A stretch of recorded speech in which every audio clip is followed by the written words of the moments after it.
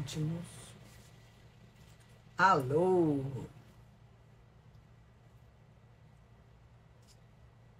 Começando mais um Proseando sobre Gestão. Muito bom falar sobre isso, falar sobre empreendedorismo. É importante a gente falar sobre isso. E a ideia, quando comecei esse projeto, é contribuir com a minha experiência, com a minha expertise de contadora e de gestora em ajudar outros negócios a crescer, a se desenvolver, a mudar o mindset, que é muito importante a gente utilizar a criatividade para o nosso dia a dia, para alavancar as nossas vendas, no nosso relacionamento com clientes.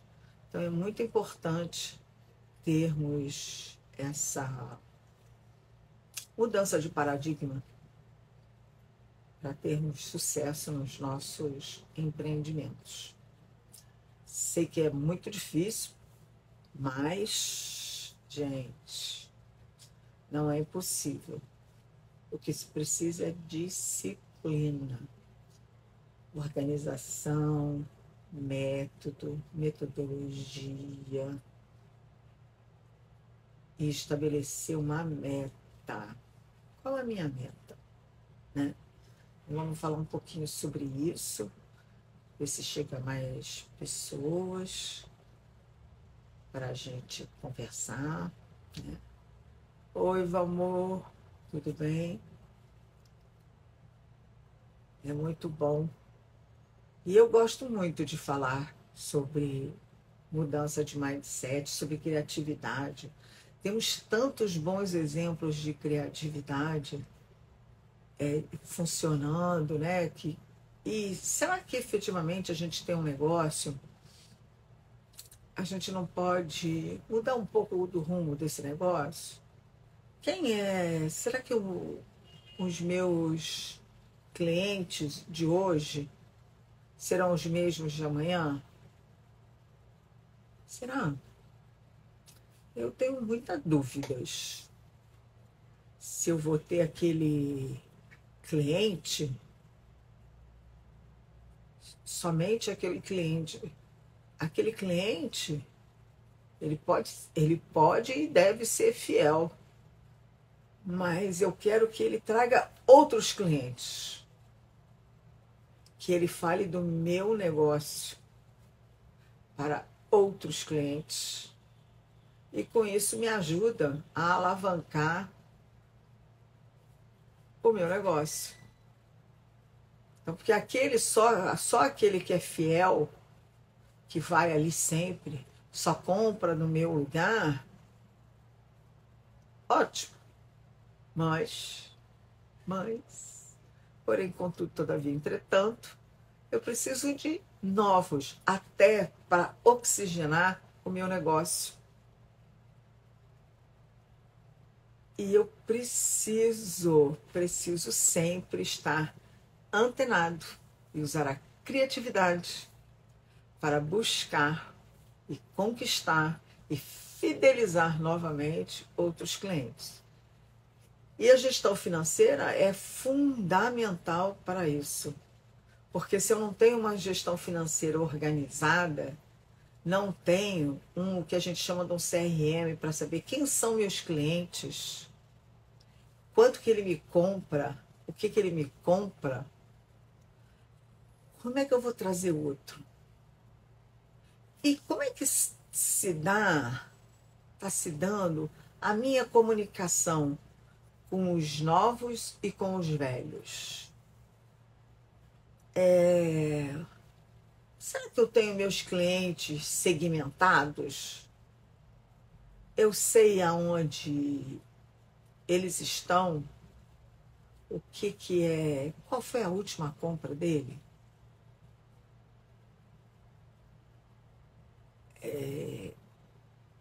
Eu conheço aquele cliente, eu sei o que ele sempre compra. Então é importante, quando a gente está falando de empreendimentos, termos isso. Ter isso sempre como foco e meta. Quem é meu cliente? E em cima disso eu posso fazer o meu planejamento financeiro e o meu planejamento de vendas para a minha sobrevivência, a sobrevivência do meu negócio. E hoje o nosso convidado teve um probleminha, então ele não virá. Mas aí eu fiz uma troca com ele. Semana que vem ele vem falar sobre gestão financeira e hoje eu quero falar sobre isso, sobre empreendimentos, né, sobre empreendedores. E uma coisa que chama bastante atenção, que é a área cultural. A área cultural tem tido muita dificuldade na questão da gestão. Porque como é que funciona, de maneira geral, os projetos culturais? Seja ele um espetáculo, ou um filme, ou um circo, né? Você tem uma ideia de uma ação,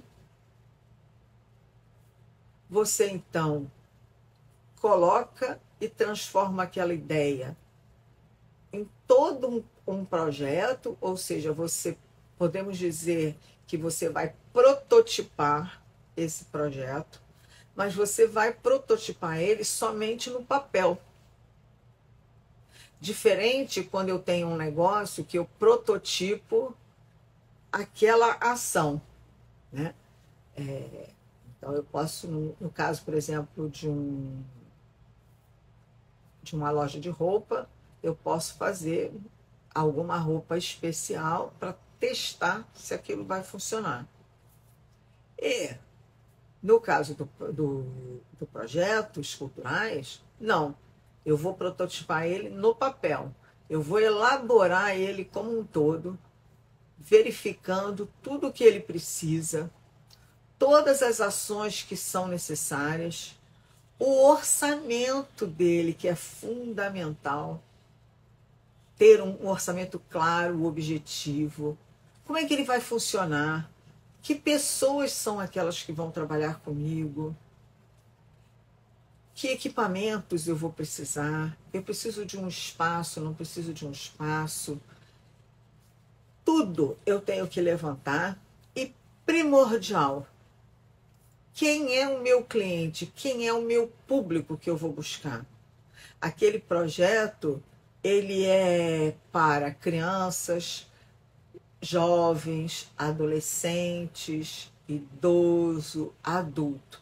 A Sandra é para todo mundo. Não existe todo mundo, porque eu preciso ter um foco num grupo. Para quê? Para que possamos pensar a comunicação.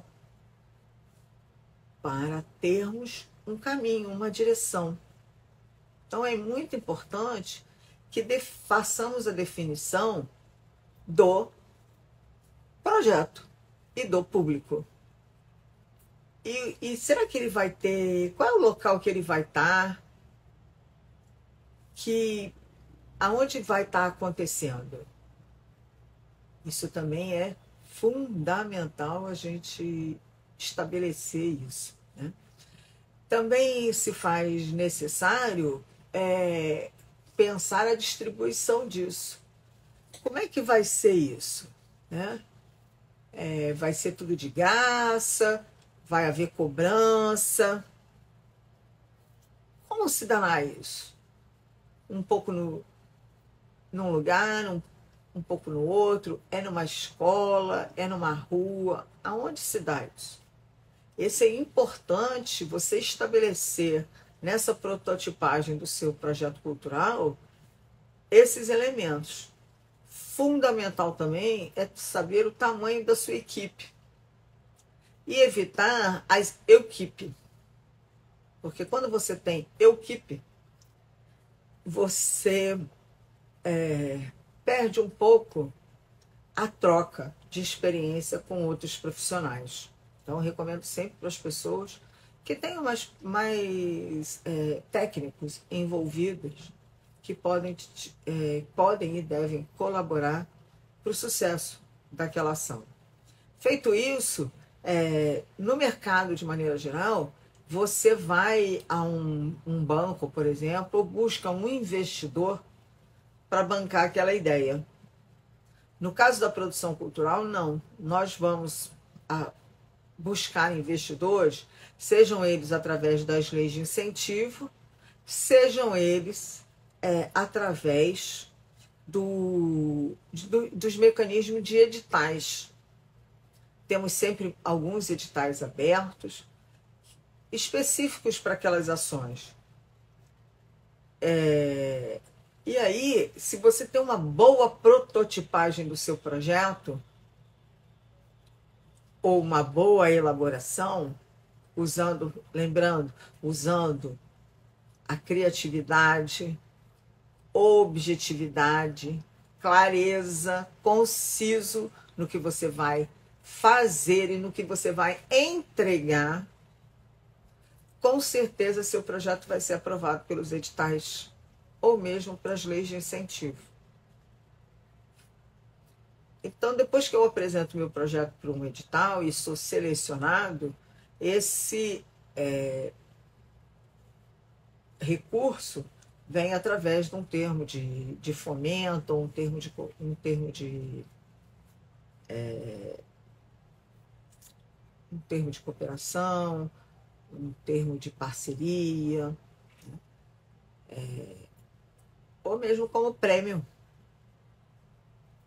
E aí, neste momento, se faz necessário muita organização financeira e não só de produção. E o que tenho visto muito é que as pessoas se preocupam com a produção e esquecem o básico, porque não é que esquece por esquecer, é porque não tem experiência de gestão. E com isso, não planeja como se dá essa gestão. Porque essa gestão tem que ser bem feita. Porque eu tenho que olhar lá, aquele projeto que eu prototipei, que eu elaborei, que eu mandei para a secretaria, por exemplo, quando ele volta aprovado e com o recurso, eu tenho que olhar de novo. E olhar a realidade efetivamente do que eu vou fazer. E aí eu monto um planejamento para aquilo. Convido pessoas para trabalhar comigo, começo a fazer as primeiras contratações, e aí começa, né? A gente conversou aqui com a Fernanda Marcial, né, a doutora Fernanda Marcial, que lembrou muitas para a gente fazer os contratos. Tem que ter contrato de prestação de serviço. É impossível a gente, essa altura do campeonato, não fazer contratos de prestação de serviço. Tem que fazer. O que a pessoa vai fazer? Quais são as obrigatoriedades dele?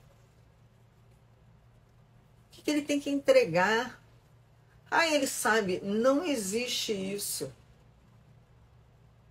Você acha que ele sabe.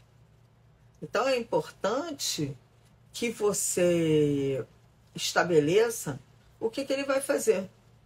O que ele vai fazer, qual é o prazo, quais são as entregas, como se dará o crédito dele na produção. Ele tem um nome artístico, ele tem um nome social. Como é que ele quer a função dele? E será que ele pode exercer aquela atividade? Porque muitas vezes a gente tem visto pessoas que não estão habilitadas. E aí vou dar um exemplo. Vamos dizer que um eletricista diz que é eletricista, ele é eletricista, mas ele não tem uma total experiência para o meu tipo de projeto, tipo de atividade. Será que ele pode estar no meu projeto? Ou é preferível eu buscar uma outra pessoa? Porque não adianta ele ser meu amigo. Mas se ele não tiver habilitado, você pode ter um grande problema. Porque ele pode causar prejuízos para você. E ele não tem a certeza que ele não fez de propósito. Porém, pode ter consequências. E será que você está preparado para essa consequência? Minha sugestão é: avalie a qualificação, o que ele vai fazer e estabeleça as bases do seu acordo com ele. Como se dará o pagamento, quanto tempo ele vai trabalhar, fazer um acordo justo para ambas as partes, né? Feito isso, começa-se o planejamento de botar, né, o carro para andar. Como é que isso vai ser feito? E, ao mesmo tempo, aí aqui a gente está falando um pouco de produção, mas fundamental. Cadê a minha planilha orçamentária?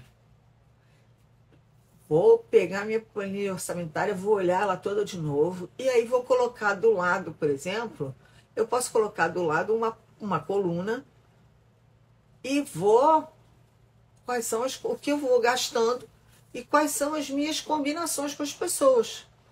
Porque pode ser que o valor que eu combine, que está ali naquela planilha orçamentária, não é mais hoje o valor possível.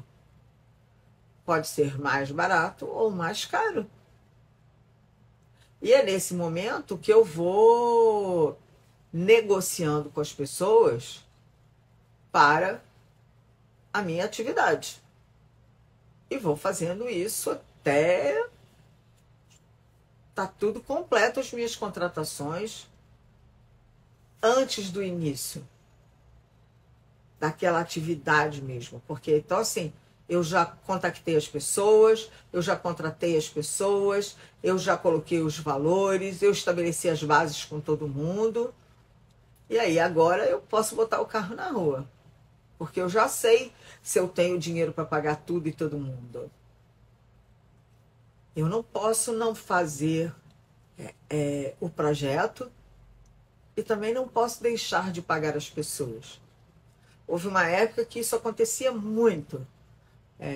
A falta de gestão financeira era fundamental para levarmos prejuízo.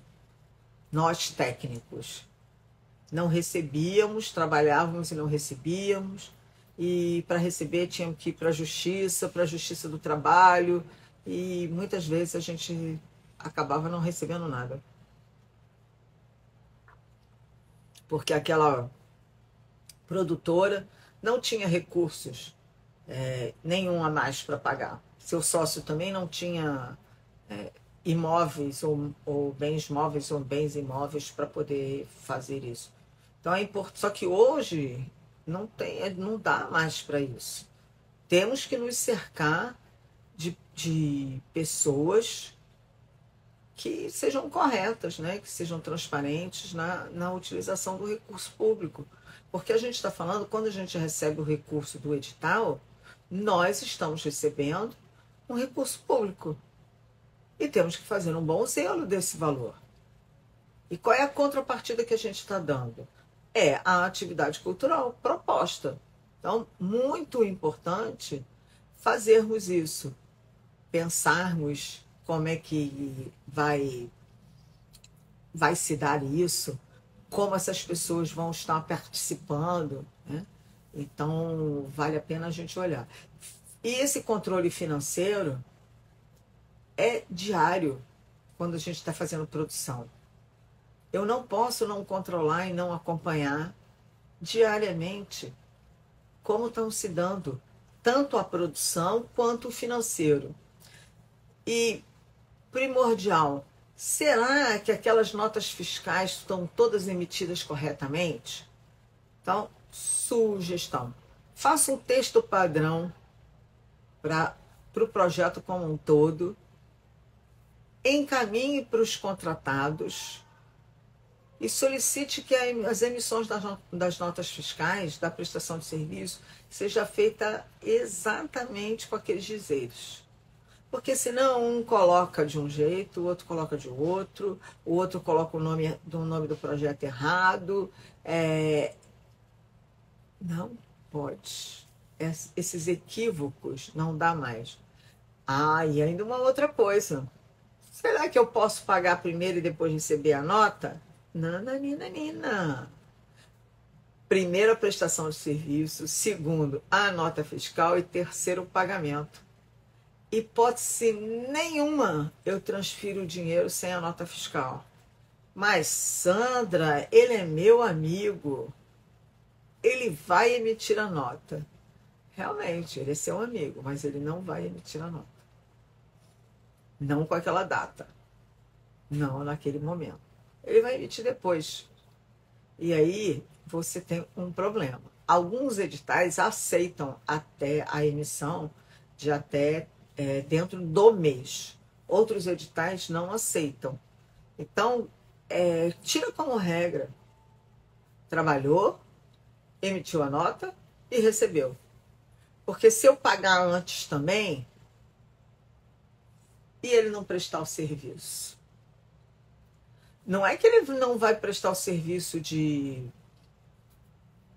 por maldade, para levar vantagem. Mas ele pode ficar doente, morrer. E eu vou contar, eu tive uma experiência dessa. Não que a gente pagou, mas o prestador de serviço faleceu logo no início do trabalho. E aí? Se a gente já tivesse pago, teríamos tido um bom prejuízo. Então, trabalhou? Então contrato, trabalho, emissão de nota e pagamento. Essa é a sequência. Não tem jeito. Eu não posso pagar um fornecedor que ele não trabalhou, que ele não fez. Vamos dizer que ele lá, você contratou ele para, sei lá, seis apresentações e ele só fez uma. Mas aí você já pagou tudo. Como é que você vai fazer? Então é importante ter os contratos e nesse contrato estabelecer quantas apresentações, qual é o horário de trabalho dele, se ele tem folga ou não tem folga. Entender que todo mundo sabe, não adianta. Se você perguntar a qualquer advogado, o advogado vai falar, não, tem que estar escrito. E tem que estar escrito. É importante você estabelecer. Quando eu falo assim, o técnico, o eletricista sabe que vai ter que fazer uma ligação. Ele sabe que ele vai ter que conectar os equipamentos. Quais equipamentos? Aonde? Qual o local? Ele sabe. Não, ele não sabe. Eu é que tenho que dizer para ele enquanto contratante. É minha obrigatoriedade falar para ele. Olha, você vai trabalhar no lugar tal, você vai fazer isso, isso e isso. Claro que você não vai precisar dizer para ele como é que ele vai fazer a ligação. Não. Mas você tem que dizer para ele que ele precisa fazer. Porque você conhece o local que vai ser feito, você conhece aonde você quer chegar. Então, a clareza também no momento da contratação é fundamental. E aí eu vou controlando a produção. Trabalhou, emitiu nota, pagou e assim vou indo. E vou fazendo os controles para saber se o que eu propus lá na frente, lá atrás, está acontecendo e de que jeito, né? Não só de produção, mas também o financeiro. E é isso que a gente chama de prestação de contas. Por que que ninguém gosta da prestação de contas? Porque tem que ter controle financeiro. E, gente, existem diversas pesquisas que o brasileiro é o povo mais endividado do mundo. Porque nós adoramos pegar empréstimo consignado. E aí pega um empréstimo consignado, aí aumenta a margem, pega outro empréstimo. Para quê? Para consumo. E a partir do momento que a gente pega um empréstimo consignado para consumo, significa que eu aumentei o meu endividamento. Ah, não, Sandra, eu peguei um empréstimo consignado para pagar todas as minhas dívidas. Eu tinha dívida com o banco, cheque especial, tinha dívida no cartão de crédito, tinha dívida na Casa Bahia. Eu juntei tudo isso e peguei um empréstimo consignado, paguei isso tudo e não vou fazer mais dívida. Ah, aí é outra história. Porque aí eu diminuí meu risco. Eu diminuí a minha dívida. Até porque os juros do cheque especial e do cartão de crédito são, talvez, maiores do que o do empréstimo consignado. Mas não pode se endividar de novo, né, gente? Pelo amor de Deus, né? Tenha cuidado com o consumo, né?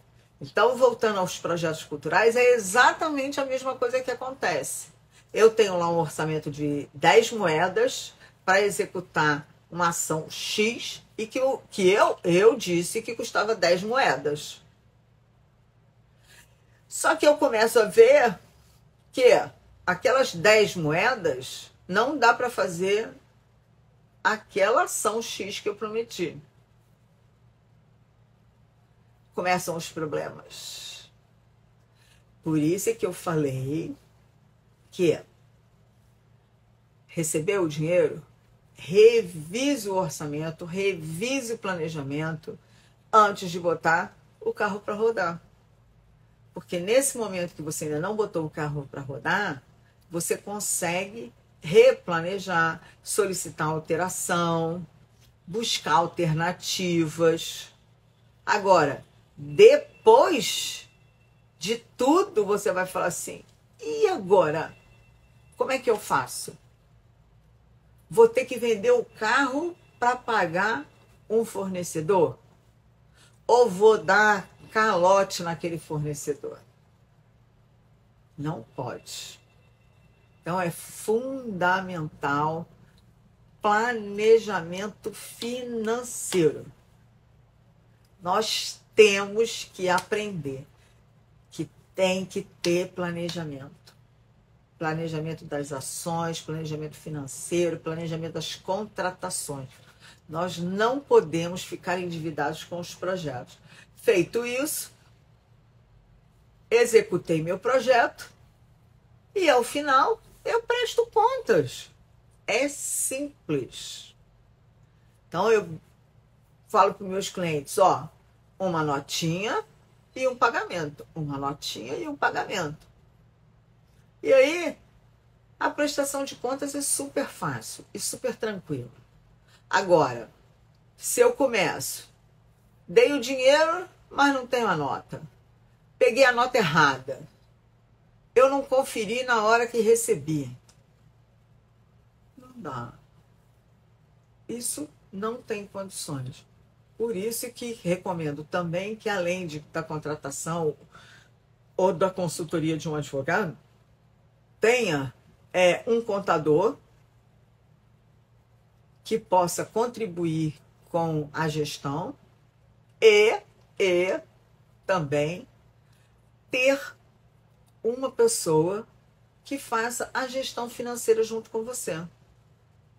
Porque não é só preencher um formulário, né? Algumas pessoas falam assim para mim, pô, a prestação de contas é chata, mas é fácil. Não. Porque ela tem um passo anterior que é isso. É a verificação da nota fiscal, a verificação dos dados se estão corretos, a idoneidade daquela empresa. Será que aquela empresa está toda corretinha? Então, eu recomendo sempre que tire as certidões da Receita Federal e do Fundo de Garantia para saber se a empresa está regular, né? Porque ela pode, por exemplo, não estar. Outro dia, uma empresa emitiu uma nota fiscal e eu descobri que a empresa estava inapta na Receita Federal. Se ela estava inapta na Receita Federal, ela não podia emitir nota fiscal. Mas ela não estava inapta na prefeitura. Até que ela ficou também inapta na prefeitura. Então, ela não conseguia mais emitir nota fiscal. Mas até isso acontecer, foi muito tempo. Então, recomendo sempre para as pessoas: verifique a idoneidade do seu fornecedor. É importante. Ah, Sandra, mas é desagradável tirar a certidão. Já peça para o seu fornecedor. Quando você contratar ele, solicite a ele a cópia do cartão do CNPJ, a certidão da Receita Federal e a certidão do Fundo de Garantia. Porque assim eu vejo se está tudo direitinho. E primordial, gente, por que o CNPJ? Porque no CNPJ tem os que a gente chama os CNAES, ou seja, os Códigos Nacional de Atividade Econômica. Lá eu posso saber se aquele meu eletricista vai poder me dar nota fiscal de eletricista. Vai lá que no CNAE dele, ele não tem eletricista, então ele não vai me dar nota fiscal de eletricista. Mas eu estou contratando um eletricista, será que ele pode me dar uma nota fiscal de marceneiro? Nananina. Eu contratei um eletricista, não foi um marceneiro. Mas se eu contratei um marceneiro, tudo beleza. Então, checagem. Essa checagem antes da contratação, antes da efetivação do serviço, é importante. Porque depois que a pessoa foi contratada e ela já prestou o serviço, você vai fazer isso, aí você tem um problema. Você pode não ter falado que precisava de nota fiscal. Você só contratou a pessoa. Por isso o contrato. Porque lá no contrato você vai botar que o pagamento só será feito mediante emissão da nota fiscal acompanhada das certidões de regularidade. Quando está escrito, está escrito. A pessoa vai assinar e ficou tudo belezinha. Então é importante, muito importante, vocês terem esse pequeno cuidado, né? Sempre recomendo para as pessoas, falo assim, são igual a música do Roberto Carlos, são detalhes tão pequenos, mas que fazem a diferença. Então, recomendação: verifique se aquele fornecedor está idôneo. E olha como é que a gente é engraçado nisso, né? Quando eu compro alguma coisa vou comprar alguma coisa na internet, o que a gente faz? A gente vai lá no Reclame Aqui e vê a procedência, se o cara entrega direitinho, faz, né? Tô comprando lá no Mercado Pago ou no Mercado Livre, eu vou lá, espio se quem é aquele fornecedor. Por que a gente não pode falar para o outro fornecedor que a gente está comprando nele, saber quem é ele? Por que a gente fica com essa vergonha, vamos chamar assim? Então, temos que perder isso. Eu tenho que saber quem é o meu fornecedor. Veja como é que é interessante essa questão da idoneidade. Agora estamos lá na época da declaração do imposto de renda, né? A declaração de ajuste. O que o governo fez? Só quem é ouro e prata tem acesso a várias coisas. Quem é bronze tem poucas atividades. Será que ele quer me espiar? Não, ele quer saber quem é você. E o que ele pode oferecer para você e melhorar o serviço dele. Por isso, as categorias. Porque quando você é ouro ou prata, ele sabe efetivamente aonde é a sua conta bancária, que você é você mesma, que não é um terceiro, né? Isso é segurança também na rede. Então, vale a pena a gente, na contratação de um prestador de serviço, saber quem é aquele prestador. Você tem recomendações dele? Alguém te recomendou? Você tem... O que você conhece dele? Quando eu vou contratar alguém, eu não peço o currículo dela? Por que quando eu contrato um fornecedor, eu não pergunto também quem é ele? Né? Temos que fazer. Então, por exemplo, vou dar um exemplo. Eu fui contratar um serralheiro, aí fui buscar, próximo da minha casa, serralheiros. Aí vi no Google, tinha uma empresa aqui, próximo da minha casa e que estava com altas propagandas. Mas aí fui olhar os comentários das pessoas. Por que não fui olhar os comentários? Para saber quem é aquele fornecedor. Aí tinham vários comentários dizendo que o serviço dele não era bom. E eu falei, então não quero. Não contratei ele. E fui buscar outro, né? Então, é importante. Claro que às vezes você tem um fornecedor que você tem isso tudo. E o fornecedor é confuso, para não falar outra coisa. Então, já passei por isso. Estou síndica do meu condomínio e se a gente não ficar de olho no sujeito, a gente acaba tendo esses percalços, vamos dizer assim.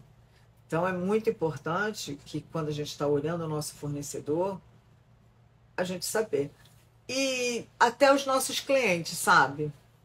Eu ultimamente tenho dado uma pesquisada quando me pedem alguma coisa, eu dou uma pesquisada em quem é aquele cliente. Se eu fico assim duvidando, eu falei, ó, para não perder a amizade, eu indico ele para outra pessoa. Porque não quero confusão na minha vida. Já tenho confusão demais. Então, é importante saber quem é o seu cliente, quem é seu fornecedor e como você vai trabalhar. Agora, mais do que tudo, mais importante do que tudo, é fazer os controles financeiros. Estabeleça uma rotina. Quanto tempo, que dias você vai fazer isso, quantas horas. Se dedique um tempinho do seu dia, da sua semana, para fazer aqueles controles. Assim, você vai ter sucesso no seu negócio e você vai poder crescer com a meta que você estabeleceu. Porque, afinal de contas, você estabeleceu uma meta para o seu negócio ou para o seu projeto. E qual é a meta dele? Como é que eu vou saber que ele atingiu uma meta se eu não controlo? Se eu não faço nenhum tipo de... estabeleço nenhum tipo de controle?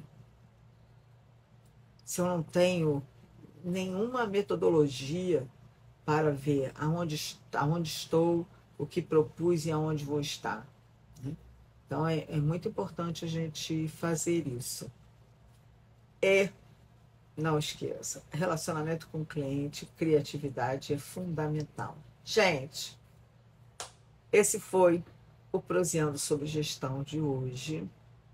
E hoje eu estou muito contente, porque de manhã conversamos sobre destinação do imposto de renda e agora de tarde também. Então, para você que está nos assistindo, não esqueça, ao fazer a declaração do imposto de renda, destine parte do seu imposto de renda para os conselhos da criança e da adolescência e do conselho do idoso, tá bom? Fiquem com Deus, até semana que vem vamos continuar batendo um papo sobre gestão, e principalmente sobre gestão financeira, com o Servo, tá bom? Fiquem com Deus, boa noite.